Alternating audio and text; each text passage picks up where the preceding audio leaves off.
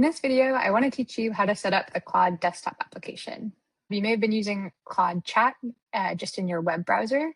That's a great starting point, but you get a little bit more power and a little bit more tooling if you have a paid Claude subscription and use it in the desktop app.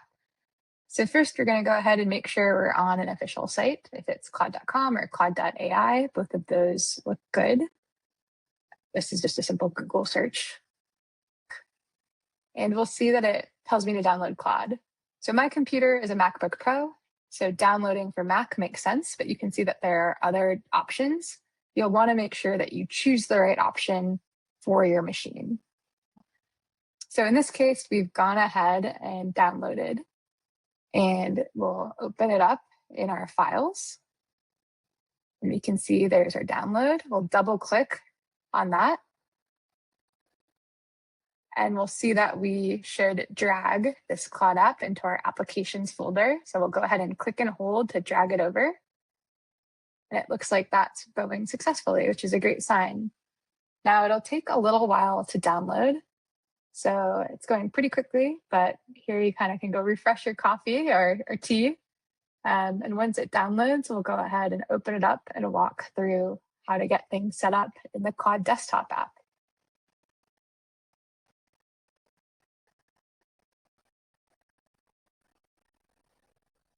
Great, so our download completed. And in this case, we can go ahead and double click to open up our applications folder. And we can see that Claude app is here. So I'll go ahead and double click to open it. And we can see Claude app is an app from the internet. Are you sure you want to open it? Yes, we do. I'll go ahead and say open. We can close these out for now. And we can see it on our sidebar, but it also automatically is launching, which is great. And so we'll give it a second. Because I'm recording, it might be a little bit slower to load. But in this case, we can actually see that I had previously set this up, so we're already logged into my account. If we were logged out, which I'll go ahead and log out, you'll get kind of a setup screen like this. So you can say get started. You can log in using your account, and then you should be good to go. So that's how you set up the Claude desktop application. If you've been using just Claude in your web browser, I really recommend trying the desktop application as well.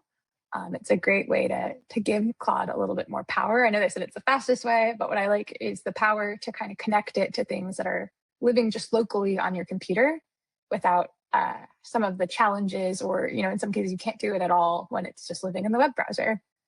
So that's how you set up Claude desktop.